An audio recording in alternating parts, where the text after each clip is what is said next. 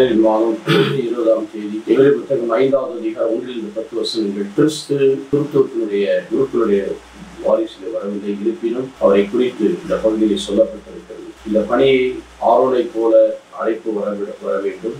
5வது வசனம். அவ்வாறே கிறிஸ்துவின் தலைமை குருவாக தம்மை உயர்த்திக் கொள்ளவில்லை, அவர் தானாக உயர்த்திக் கொள்ளவில்லை, மாறாக இவரே நண்பார்ந்த மகன்களுக்கு நான் பூரிப்படைகிறேன் என்று சொன்னவர் தான் இவரை என்ன சொல்லுகிறார்? மெல்கிசேதேக்கின்படி முறைப்படி என்றென்றும் குருவாக இருக்கிறார். திருப்பாடல் 114 பார்க்கிறோம். ஆகவே அவர் மைந்தனாகவும் கடவுளின் மகனாகவும் இருக்கிறார். அதே நேரத்தில் குருவாகவும் இருக்கு. மெல்கிசேதேக்கின் முறைப்படி என்றென்றும் குருவாக இருக்கிறார். ஏனென்றால் கிறிஸ்து தன்னையே பலியாக்கி மகனுக்குரிய அந்த தகுதியை பெற்றார். ஆகவே அந்த குருத்துவத்திலாக தான் உண்மை வாழ்ந்து காலத்து கண்ணீர் சிந்தி தன் வேண்டும் என்றார்.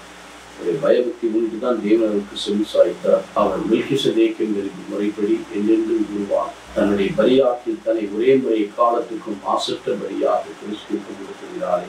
நாளே இவரை 10:1-10 பார்க்கிறோம். அவர் உண்மையான குருவாக கரைச்சலையெல்லாம் கடந்து சென்று அவர் நமக்காக கருது பேசுகிறவராக இருக்கிறார். ஆகவேதான் மைந்தனாக தேர்ந்தெடுக்கப்பட்டவர். அவர் மெல்கிசேதேக்கின் என்றென்றும் குருவாக அந்த மைந்தனுக்கு தகுதி பெற தன்னை பலியாக்கி தன்னை வெறுமையாக்கி தன்னை பிதாவுக்கு முழுமையாக ஒப்பு கொடுத்தினார். கடவுள் அவரை என்றென்றும் குருவாக, புதிய ஏற்பாட்டின் குருவாக, நிறைவுள்ள குருவாக, உடன்படிக்கையின் புதிய ஆண்டவராக நமக்கு கொடுத்திருக்கிறார். அந்த பெயர்படி மைந்தனாக தேர்ந்து கொள்ளப்பட்டவர். பாடலை பெற்று மறித்து உயிர்த்ததினால் அவர் இறைமகன் என்பதை நிரூபித்து காட்டினார் என்று நிரூபித்து காட்டியிருக்கிற ரோமர் 3:3 பார்க்கிறோம்.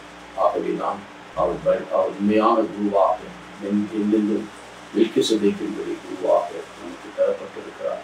நாமும் தேர்ந்தெடுக்கப்பட்ட அரச குறிப்பிட்ட பரிசுத்தப்படும் இறைவனுக்கு சொந்தமான மக்களாய் 1 பேர் 2 சொல்லப்பட்டது போல நாம் இருக்கிறோம். நம்மையும் இறைவனுக்கு